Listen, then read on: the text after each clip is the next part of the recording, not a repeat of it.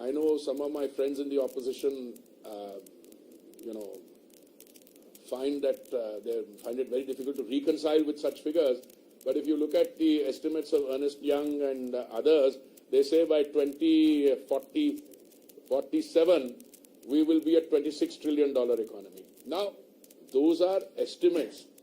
But one thing is very clear, and the purpose here is not to draw comparisons because comparisons are always odious. But look, the fact of the matter is large parts of the world, including the United States, including parts of Western Europe, Japan, are witnessing growth rates in the close vicinity of 0.9%, 1% flat growth. And here even your detractors, if they may be called that, are talking about 6.1% to 6.5% of projected growth in 23-24. So, $5 trillion economy by 25 or 26, which people doubted, is looking at us. A $10 trillion economy by 2030 is again no longer a matter of debate or disagreement. And you are now looking between 2030 and 2040 at doubling that $10 trillion economy. Now, all my life, I've studied, as I said, continuity and change. And I see many of you around here who've looked at foreign policy and trade policy perhaps equally closely or more closely. There are two or three things I want to just mention. In 1947, when we became an independent country, we became part of a world whose agenda had already been established by others. The Bretton Woods institutions, I mean the World Bank, the International Monetary Fund, the General Agreement on Tariffs and Trade, had already been established. Why do I say that? You know, Bretton Woods is a sleepy place in New Hampshire where the talks took place on how the post-war architecture for governance would be established. And out of that came the IMF, the World Bank, and the GATT, because they could not agree on the International Trade Organization, because the US legislature didn't want sovereign decision-making authority to move from its legislature to a body of bureaucrats sitting wherever it was, ultimately in Geneva. So the GATT was created, General Agreement on Tariffs and Trade. Now, if you look at the preamble of the GATT, it's very interesting. I looked at it just when I was preparing to meet all of you, and at the heart it says,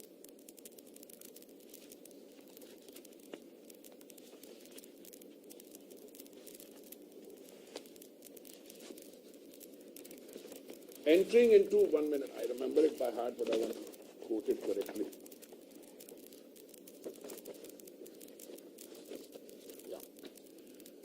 The preamble of the GATT states that relations in the field of trade and economic endeavor should be conducted with a view to raising standards of living, ensuring full employment and a large and steadily growing volume of real income and effective demand, developing the full use of the resources of the world and expanding the production and exchange of goods.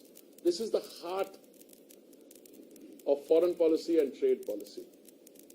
And I say this after 50 years of half a century of professional experience. This is the first time in my professional life I'm seeing this actually implemented.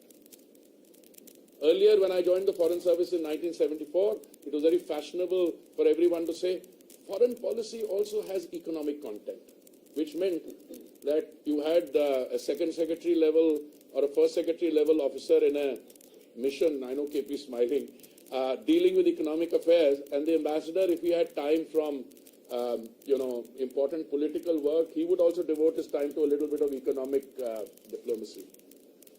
Today, there is a fundamental reordering of that. Today, foreign policy, trade policy, domestic policy, all not only appears to be, but is being implemented with a view to benefiting the Indian citizen, India, and India and the world. So I was just saying, I said, what are we looking at here? Modi-led India brings growth, global goods, and gratitude. Let me give you an example. When the Honourable Prime Minister travels outside, the Prime Minister of Australia, Albanese, calls him boss. The kind of respect with which he is received in Papua New Guinea by their Prime Minister, the Swabhiman, Seva, Vaccine Maitri. You see, at the end of the day, no matter which way you look at it, a leader and a country led by a leader with broad shoulders, a tall leader, will be judged not how the country fares in normal times, but how a country responds to challenges. And I believe that the pandemic challenge was once in a lifetime kind of challenge. Because I was, as I keep saying, I was in Geneva and New York heading the Indian missions to the UN when we dealt with SARS, Ebola, H1N1. But the pandemic which we had to face in the beginning of 2020 was more like the Spanish flu of 1918, resulting in devastation of an unprecedented order. And look what happened. Let me talk about the vaccine and the health sector part of it. When the pandemic broke out, our health sector did not even have the basics like PPE kits, oxygen masks, etc. We not only revamped that, a domestic vaccine production capacity in the public sector which existed in the previous years was dismantled between 2010 and 14. And from scratch, one, through a private sector research done in Oxford, AstraZeneca vaccine manufactured under license in Pune, and another purely domestic, and we were able to supply in excess of 224 crore doses of vaccine virtually free.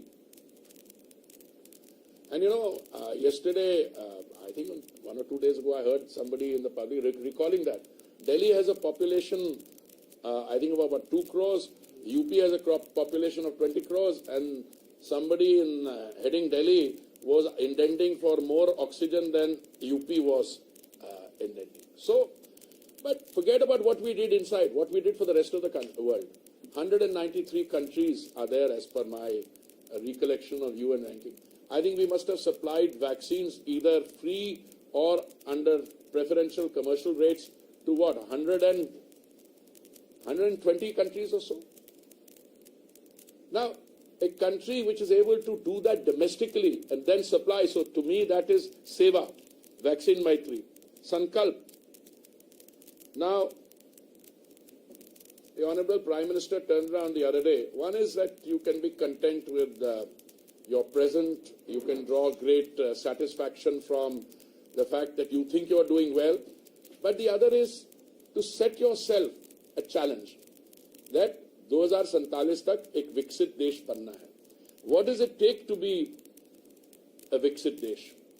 Obviously, I have a lot of material ready. What does financial inclusion means? What does digital inclusion means? Where are we taking this to? But today, I think no one is doubting the fact that well before 2047, we will have all the broad indices of a developed country. Now, I don't know about definitions, and I think definitions are often misleading, but you look at what the change in our domestic thing is.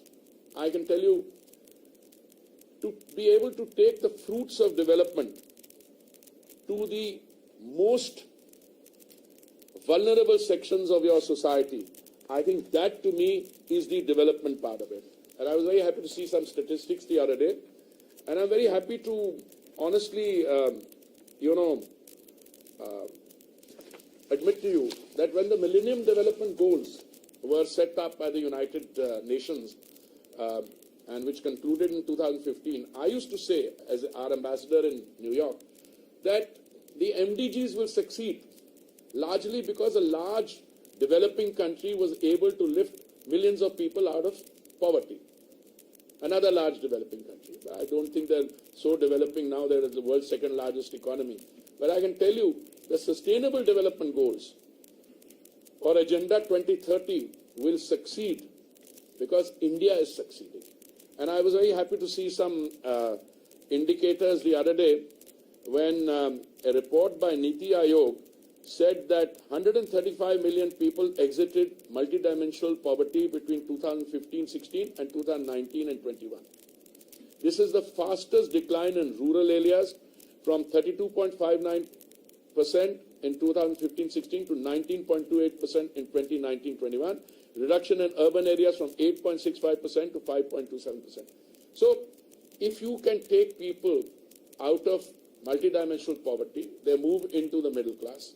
When they move into the middle class, they are adding to an already large middle class base. When I have been saying for years that, India's success lies in the fact that you have a large domestic economy and the middle class in purchasing power. Now, I just go to a few. I can tell you about unemployment in India is below pre-pandemic levels, down from 7.2% in January 2020 to 6.5% in January 2023. Over 2 crore and 9 lakh youth between the ages of 18 and 23 have added to the EPFO since April 2020. You know what EPFO is? Employees Provident Fund Organization. And that's a measure you can't dispute because they've formally joined that economy. And look, coming to my two ministries and some of the things which really stand out. Let me start by the urban space.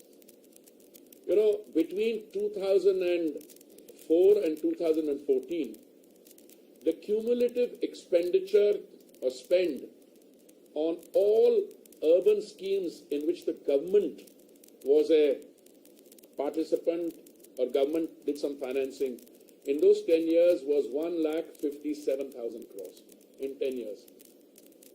In the 9 years of the Modi government, and I'm talking essentially of schemes which began 1,57,000 crores. If you talk about the 9 years of the Modi government came into office in May 2014. The first year or so was taken in the conceptualization of the schemes. The schemes were all rolled out largely in June 2015. So in the 8 years of these schemes and the 9 years of the overall Modi government, our cumulative spend on the urban space through these programmatic intervention is close to 19 lakh crores. From 1,57,000 crores to 19 lakh crores. I'll give you some other statistics which should provide a picture of what is happening. Most countries in the world, including the larger economies, and I include particularly the larger economies, when they were faced with the challenge of the pandemic, there was a tendency in most of these countries for the governments, and because they had the economic wherewithal, the resources, to provide large stimulus packages. And these large stimulus packages meant that trillions of dollars of stimulus was injected into these economies. What it resulted in was that there was already some inflationary pressure. When the stimulus was injected, that inflationary pressure ended up becoming recessionary. I can share with you, even on record, that one of my first interactions with the head of a very large, perhaps the largest oil company in the world, it was in Summer Davos, was it? And he said, I was a newly appointed minister, a few months old, and we were talking about oil prices, the normal refrain from the producing countries is that, we don't determine prices. To which a student like me reacts by saying, if you don't determine prices, but you determine the amount of energy crude oil you release into the world market, that will determine prices. It's said, well, we don't do it. I said, well, I just want to leave you with one thought. There's enough pressure, there's enough problem, there's enough waiting to go wrong. And I can make I don't call it a prophecy because that would be too strong a word coming from a civil servant turned minister.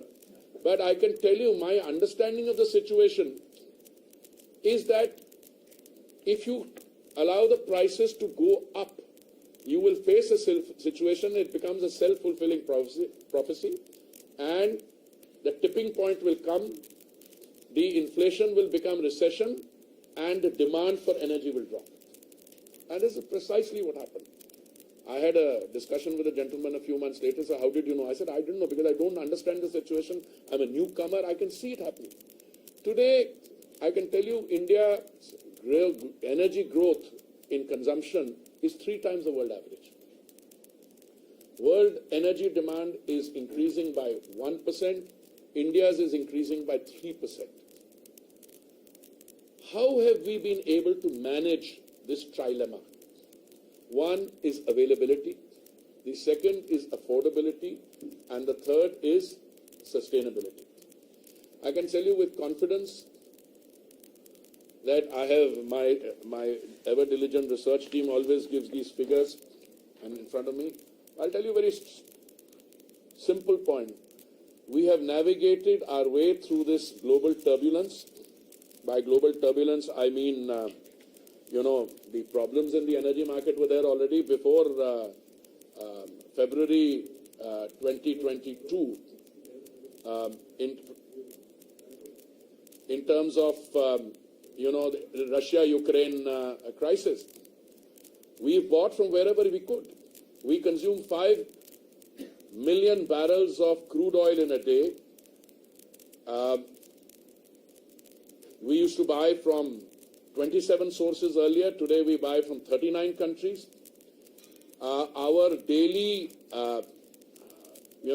rush at the petrol pumps is 6 crore. People go to the petrol pump every day to fill up. At no stage during the crisis or today has anyone ever seriously talked. You might have a local issue in, in some area where some line has got disrupted. There was no shortage of energy anywhere. My oil companies give them full marks. Even when there were torrential rains in the northeast, they were able to supply gas cylinders by walking through water, by carrying the cylinders on their shoulders. How were we able to maintain affordability? Because the Prime Minister personally monitored the situation, and on 2 occasions, November 2021 and May 2022, he reduced the central excise on petrol and diesel. The reduction in central November 21 and May 22. He reduced the central excise on petrol and diesel by a significant part, 6 and 13 rupees, 13 and 16 rupees, and the BJP ruled states immediately reduced their VAT. Now this has resulted in a very interesting situation. The only parts of our political system which talk about high petrol and diesel prices are the ones who have not reduced their VAT. Let me give you 1 or 2 examples. I'm talking about the increase between June 21. No, I'm talking about the rate, first of all, petrol and diesel in July 23. Those are the latest figures because we are on 4th of August. In Guwahati, petrol retails at 98 rupees a litre. In nearby Kolkata, it retails at 106 rupees. Difference of 8 rupees per litre. Now, it's not 8 rupees a litre. When you go to fill a tank, I don't know what kind of vehicles you drive, but some of your tanks are 40 litres, some are even bigger. So if it's an average of say 40 liters in a petrol tank, 40 into 8, in one go. So this is the difference between Bhopal and Amravati, between Lucknow and Bangalore, between Goa and Raipur. Let me take Goa, 97 rupees 68 paise, Raipur 102 rupees, difference of 4.77 rupees. Differences in all these, this thing is Gandhinagar and Jaipur, 12 rupees different. Gandhinagar, petrol retails at 96.63 rupees a litre, in Jaipur at 108 rupees 48 paise. 11 rupees 85 paisa difference. So if you multiply that by 40, and these are the only people who say that petrol price come karo, diesel price come karo. My first thing is that we are happy to look at it if international prices, but we are dependent 80% for our consumption on imports. So the world price has some. But let me also come to world prices. Far-sighted, visionary and bold decision-making by the Prime Minister has maintained availability and affordability. Now we come to world market prices. Let's compare petrol increase and diesel increase between a 2-year period from June 21 to June 23. Now I will take 3 or 4 countries in our neighborhood, and then I will take a few of the larger economies. In the neighborhood, India's increase has been 2.36%. Pakistan's increase has been 50.83%. Bangladesh's increase has been 30.11%. Sri Lanka's 79.61%. This is petrol. Nepal's increase has been 42.39%. Now let me come to the larger economies. USA, during this 2-year period, increase in petrol prices has been 30.15%. 30% increase. In Canada, 24.17%. In Germany, 19.08%. France, 22.67%. This is petrol. I'll also go to diesel. Sri Lanka, the increase. In India, the increase has been 4.97%. Sri Lanka, the increase has been 130.65%. USA, 29.31%. I'm happy to make these statistics available to anyone who... No, we'll make them available. My press team will send them around, actually. Now, I want to say 2 things here. These reduction in excise duty by the Honorable Prime Minister was undertaken at a time when we were feeding 80 crore people 3 meals of dry ration a day, which, by the way, is still going on. Now, some people get up and say, "Are, ye kya ho gaya? Wo kya ho gaya?" I was very disappointed. I mean, I was able to answer one start question, and I took my time on the Swanidhi scheme in the Lok Sabha yesterday. But there were questions on gas pricing, and I was very keen to answer those questions. Why? Because suddenly somebody turns around and says, "Bhai, gas cylinder bada mehenga ho gaya." Now, I don't know, correct me, I think in the last 1 year the price has gone up only once. Okay? Now, people don't realize that there's already a subsidy there.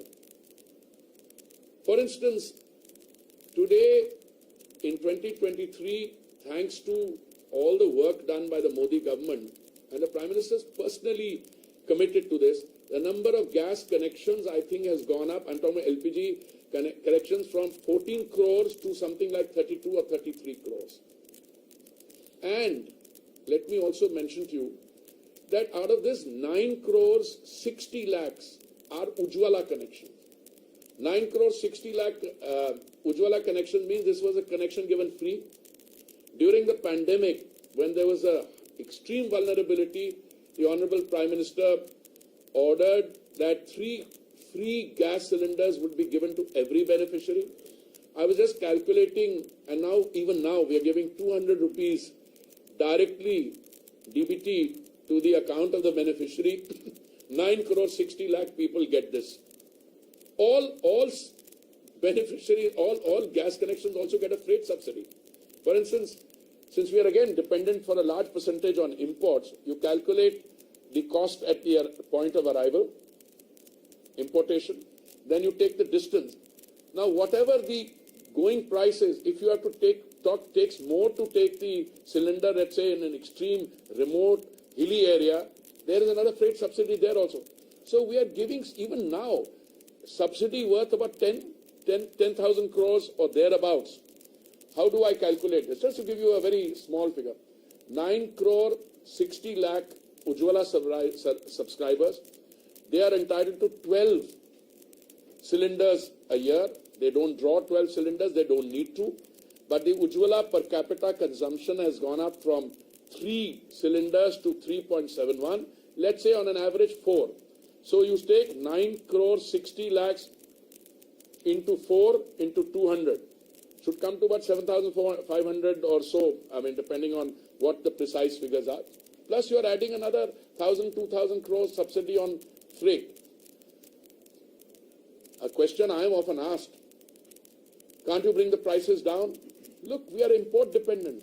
Certainly, the price of Saudi CP, that contract price, went up in 21, 22, 22, 23 from something like $380, $400 a metric ton to 700. And when it went up, but we didn't let the price of the thing go on, we didn't pass it on. Our companies ended up incurring a loss of 28,000 crores. We reimbursed them up to 22,000 crores. But we are happy to do that as long as the consumer benefits, and that was the Prime Minister's thing. I talked about Samparn to make India, I talked about Sankalp, Viksit Desh by 2047. Samparn committed to a healthy and fit world, yoga, millets. I hope you noticed that in that Punjabi meal there was a millet dish also. Okay. Suvidha, visa stamping. I mean, it was to be a nightmare earlier. Now issues are being resolved, including in the Honorable PM's recent visit. Suraksha, Operation Ganga, Operation Kaveri. I can't think of any other country in the world which deputed 4 cabinet ministers to bring back 25,000 Indian students stranded in Ukraine through 4 adjoining countries. I had the privilege of being. Samvad, Voice of the Global South. You know, India's hosted the Global South Summit, and even now, I think the Indian experience in any field, the health field, India's experience in the energy field. Sayog, a temple is being built in the UAE, and Samvedna. You know, people sometimes turn around and say your relations with a particular country are not that good. Why do you come to their assistance? But that's not the issue. I think the humanitarian streak and the Prime Minister's policy. We are today a country which is capable of heavy lifting, and we showed that capacity for heavy lifting when an earthquake came in Turkey. You know, the Prime Minister was not, I think, in town. I think he was traveling. If I remember correctly, it was during the India Energy Week when the earthquake took place. And I remember wherever the Prime Minister was, somewhere outside Delhi, the instructions came before anyone. We were one of the first countries to send not just relief assistance, but sizable relief assistance, both in terms of helping at the local situation with, rescuing people, other relief supplies, etc. You know, I'm afraid I'm having to jump a little. Another thing which not many people realize, every government has good intentions. I have never taken the view that previous governments didn't have good intentions. But you know, sometimes the way to, the way to hell is also paved with good intentions. You must have a vision for yourself, for your country, and your ability to take that forward. Let me give you, I joined the Foreign Service in 1974. One of my first assignments was, I was not even, I was a trainee. We'd come back after the foundation course. I was attached to the policy planning division with somebody I greatly admired, Mr. Damodaran, A.K. Damodaran. We used to call him Professor Damodaran, my friend Ramu's father. And I used to sit with the section there.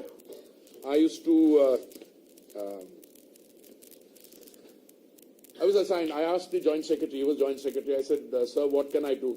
He said, educate yourself on what happened in the OIC summit in Rabat in 1969. This is 1974. It was a very tough one.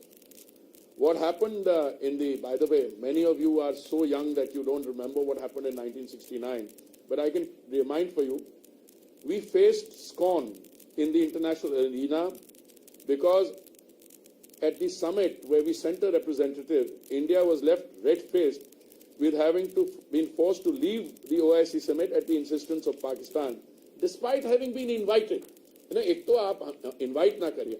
But he went there and Pakistan said, now how are you allowing this country in? Look at that and look at today. Look at the maturity, the intensity of your interaction with the Islamic world. I mean, I like to cite this, our relations with the UAE, what we've done on the trade front with the UAE, what we've done in terms of the India-UAE rupee settling agreement, our relations with with Saudi Arabia, our relations with Egypt, which is a traditional thing in the Islamic world. PM just went there on a highly successful visit. So, what used to happen then? But I'm not confined. I'm just giving you some anecdotes from my 50 years. So, whenever you face somebody like me, the old stories come out. But give you another example. I remember that when I was a young, director level officer, the then Prime Minister, I think it was Shri Rajiv Gandhi, decided to establish at the 9th Non-Aligned Summit, which took place in Belgrade in 1989, they decided to establish a group called the Group of 15. What was this Group of 15? With the aim of cooperation amongst developing countries in the area of investment, trade and technology. And it was a middling group of countries that did not share much in common, hoping that they would collectively get the strength to engage as interlocutors of the developed world. 1989, not that far back. And the group aspired to talk to the West and present a united front for the developing world. Now, this is the kind of mindset you were in. Even 1980. What is it today? Today you chair the G20, the G7 is talking to you, you go and address the G7. That is the change. And that change, I respectfully submit to you, came after 2014. I can go into individual examples to say how, let's say climate change. People talk about my urban infrastructure and it's fair enough. But today what you're facing is an total extinction of something called the climate skeptics. They used to say, climate change kuch nahi hai. But as you see the facts, the rainfall that you're getting is the highest in 50 years. The global warming is no longer the issue. It's global boiling now. Today you have a situation where, I believe that you guys have this tremendous power. Ek photograph ab laga dete, the narrative changes. I remember when we were on the Security Council, there was a body of a child washed ashore after the Syria conflict. Geeta, you'll remember that. That changed the global narrative on, the civil strife and conflict in Syria. Today, if you open the Western press, you have sights of parts of Greece burning and a child, half clothed, it's boiling there. You see reports from Vermont, in the US, you see parts of Europe. Where was India on the climate this thing before Paris? Normal refrain was. I'm not saying we've gone away from the refrain totally. But I think the Honourable Prime Minister realized before Paris and then again before Glasgow that, it's all very well to say, this is not my problem, he has caused the problem, polluters pays principle, KP, or the other guy, you caused the problem because you've done you have more consumption, you have more, you create more pollution, and the polluters pay principle. And you had the concept of common but differentiated responsibility. But nobody's running away from that. But the fact of the matter is, if a large country like India only identifies with one part, either you're part of the problem or part of the solution. The Prime Minister said, we will be part of the solution. Today, India is offering to the world in areas. Now, I could have an entire session on, what we've done in climate, but I'll take just one or two examples from my field. Today, you are offering solutions which were unthinkable. Look, I was in Geneva, I was posted to Brazil, and I was looking at what I wanted to do in Brazil. And one of the things which struck me was their great success in biofuels. And the government in Delhi then was also very keen. Mr. Sharad Pawar was Agriculture Minister, the then Prime Minister. We put in place a system, an ecosystem, whereby we would try and get 5% biofuel blending in 10 of our states and union territories. Only 5%. Idea was being, we'll get that ethanol, we'll mix it into petrol. We tried very hard. I was ambassador in Brazil till 2008, May. I went there in 2006, January. I left for New York in, I think, May. I left Delhi. I came back to Delhi in 2008. Forget it. Fast forward. Go to 2014. We ended the year 2014 with a new government with just 1.4% biofuel blending. So I said, sometimes your intentions are good. Many of the things that Modi ji has been able to do are not just because he thought of the idea. Some of these ideas are old ideas, but they could not implement their own ideas.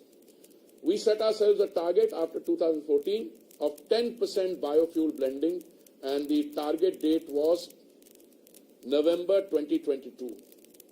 I'm very happy to inform you, we were able to do it 5 months in advance. And when we did 10% biofuel blending, we saved 41,000 crores on imports.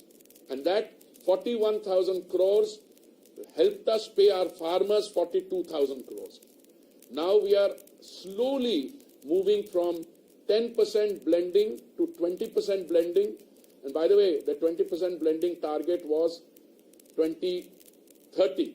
We have brought it forward to 2025.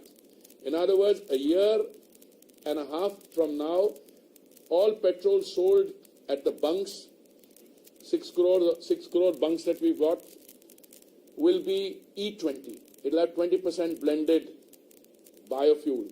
And the biofuel feed has also changed. Earlier, it was made only sugarcane. Now we are making it from broken food grain. We have a 2G, second generation plant. I have to be worried about 2G. Yesterday there was some fun on that in Parliament. Second generation technology from agricultural waste of parali. We are making it from bamboo. We are even going into the third generation ethanol production from gases. And every time I speak, I find that my figures are already out of date. The other day, I said somewhere 1,000 retail outlets are selling E20. My secretary whispered, no, 1,350. I was going to use the 1,350 figure today. I was told it's 1,600. Basically, we are moving very fast to E20. The E20 or 20% blending is also a reflection of our mind. Why did we say 20%? Because someone said, and when you deal with hard economic decisions, there are people who have, I'm not shy of using the word, vested interest. They turned around and said, but अगर 20% आप blending करेंगे तो existing जो engine है उसमें कोई बदलाव की जरूरत नहीं होगी. But what happens is, my question was, if the same manufacturers from Western Europe and Japan can sell cars or manufacture cars which can take 100% mix, why can't it? Now the new generation cars or the hybrid cars which will come to India will have E85 engines, so you can take it up to 85. So today it's an entirely new field of biofuels coming in. But that's not only that. CBG, compressed biogas, and I know we are now running out of time and you have an 11 o'clock parliament, so I'm going to do this. We can continue this informally some other time. We have a plan to set up 5,000 SATAT plants. Okay?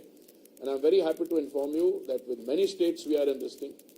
So, friends, let me quickly rewind our economic history from 1700, when you were a global leader, when a Seth sitting in Calcutta could transfer the entire proceedings of the East India Company through one bill of transaction. From there down, after 190 years of colonial association, I'm not even calling it dominance, association down to 4%, 4.2% and 2 this thing for the industrial this thing, you're slowly picking up. 2014, 10th largest, 2023, 5th largest economy, and we are going to be the 3rd largest economy. And if you look at the decade ahead, and this is what I think a far-sighted leader does, it's not just setting a target. There's no point my setting a target if the ecosystem doesn't go. Now everybody is saying India is the place. Why? Because you've been able to make those changes, you have these new arrangements. FTAs earlier, and this is my concluding point, it's not that we did not want to sign FTAs or we didn't sign FTAs, but there was a fundamental flaw in them. You were not careful when you signed those FTAs. You had provisions on rules of origin in them. So if my FTA is with this gentleman here, Thailand, let's say, and Indonesia, very good. Yeah, the FTA is supposed to increase trade between the two trading partners. And when there is an increase in trade, both sides benefit. But the rule of origin was so loosely written that the goods which were coming in from that source, I don't mean any one country, Thailand or something, it was from one major supplier, as a result of which the manufacturing industries, I'm not talking about India, throughout the world had an impact which completely made them vulnerable, and the manufacturing sector was disappearing. So today, I can tell you, I think Rajiv was the one who was briefing all of you the other day, Rajiv Chandrasekhar, my friend, and he said, I have 3 iPhones, they're all made in India. That is the difference.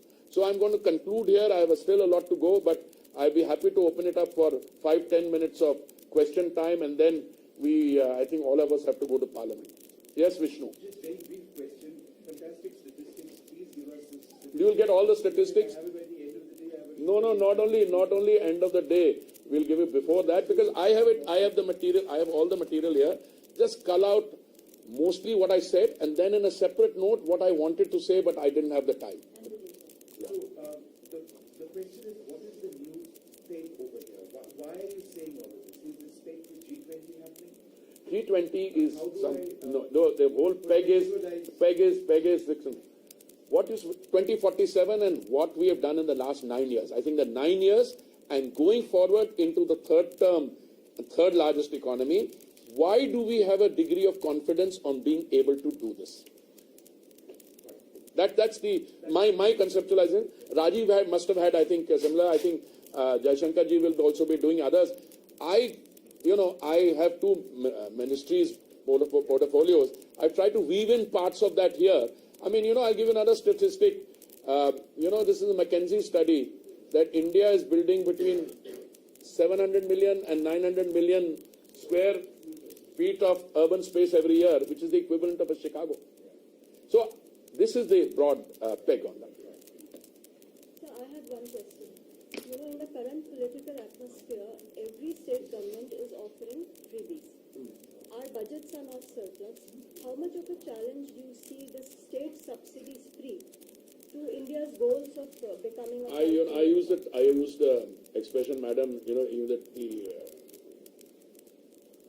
good intentions, making freebies, making transport, bijli free. There's a good intention, but it is the way to hell, because you've got now levels of bankruptcy in many of the states.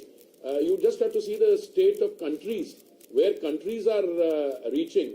I don't want to name countries, but you all know what we're dealing with. They are not able to pay. I mean, in the case of a neighboring country in India, South, we extended $4 billion of different forms of assistance to them. And so, let's be very clear.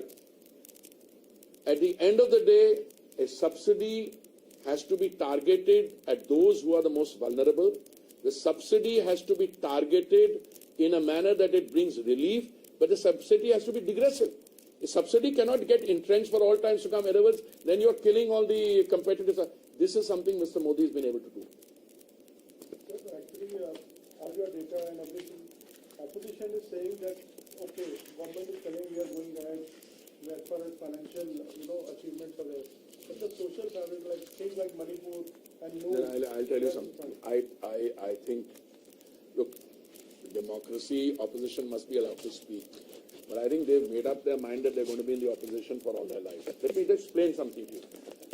What is the value of parliament? I think the value of parliament is their ability to put us on the mat. All right. Now what has happened is, we have offered to have a discussion, and this is such a good opportunity that if you want a discussion on Manipur, we are ready for the discussion. Laying precondition, you must do this or you must do that. So I think उन्होंने अपने पैर पे कुल्हाड़ी मारी. Let me give you another, since the madam asked a question on freebies. इनका दो तरीके का स्टाइल होता है काम का. एक है we generate the productive assets, we produce the resources. इनका स्टाइल क्या है? चिदम्बरम जी जब वित्त मंत्री थे, उनका स्टाइल काम करने का था कि आज महंगाई है तो ऐसे करो, आप ऑयल बॉन्ड्स फ्लोट कर दो. तो ऑयल बॉन्ड्स इन्होंने क्या फ्लोट किए? 1,40,000 करोड़ के ऑयल बॉन्ड्स फ्लोट किए, जिसमें हमें अब 3,50,000 करोड़ वापस देना चाह रहा है. तो freebies, deferring decision. Look, you want to run a country, there is no other way than the Modi way, which is you take responsibility and you bite the bullet in terms of taking the hard decision to do it. अब ये कहना कि वहां पे ये हो गया, वहां पे हो गया. अभी तो आपने कुछ दिन पार्लियामेंट के रहते, they wasted the rest, and many of them have come to me individually. I said, yeah, हमसे गलती हो गई. We should have allowed question hour to run. We could have talked to you about gas. मैंने कहा मैं तो I'm willing to have an open forum on all these issues. It's not that we don't want to provide relief, but आप discussion करने का, because I don't think they have a case. कल दिल्ली की discussion में, लोकसभा में आपने सुनी, apart from a brilliant performance by the HM, I was looking at the opposition faces. What were they saying? What were they saying? Here is a track record of somebody of what I call less than responsible governance, and you want to give power. अपने अधिकारी के कमरे पे रात को 2 बजे red करवा दी, उसके कमरे से ले गए. You want to? These are the issues. But I think we have to go to Parliament. I'm very happy to continue this discussion. Yeah, please. So we have been buying, crude from Russia at a very highly discounted rate for last 1 year, more than 1 year actually. More, actually more. Yeah, more than 1 year. Yeah. And our crude has been finding way to European markets also. And a number of European countries are very happy that we are getting crude through India, because India is buying it at a very discounted rate, and we are. No, don't believe any of these stories. Ask them what they are buying from Russia. Is there any possibility of, in fact, petrol and diesel prices being dropped down? No, I'm coming. I'd be very happy to have a longer discussion. It's like this. Total amount of petrol, crude oil. Let's start with crude. Total amount of crude oil produced, as per statistics which are produced by OPEC, was about 102 million barrels a day. They are cutting production. It's come down to about 97 million barrels a day. देखिए, at the end of the day, OPEC has to sell, Russia has to sell. वो जो बड़ी discounts की आप बात कर रहे थे, वो शुरू में बहुत अच्छे डिस्काउंट्स थे, फिर वो they started raising prices, we started diversifying. अभी वो डिस्काउंट्स उतने नहीं हैं, because but at the end of the day, please remember two things. Those who produce oil have to sell it. And if we are able to continue to play the market card, by market card mean we all our people are together. Not all of them are in the OMCs. Some of them are in the private sector like Reliance and Nayara. Okay? So, all these things, it's not you buy from one and sell to the other. The other day I came up across the road, one large producer was buying from them, buying crude also, and then refining. It's like, this is small parts. We have a refining capacity today of something like 300 million metric tons per annum. We have a 252 now with installed 252 million metric tons per annum, another 40-50 in the pipeline. And I used to use the figure 400 million metric tons per annum. PM used the figure 450 million tons. आने वाले समय में India will be one of the world's largest producer, investment in E&P. We are already the 4th largest refining hub, and we are going to end up as the 2nd largest refining hub. Because you are looking at a transition when fossil fuels will have to go away. But our refineries are not just going to make petrol and diesel, they will make petchem, they will produce green hydrogen. By the way, green hydrogen is a story I would have liked to talk about, because those are the new things coming in, but please send them some material on our green hydrogen. Can I just one last question? You speak about urban states.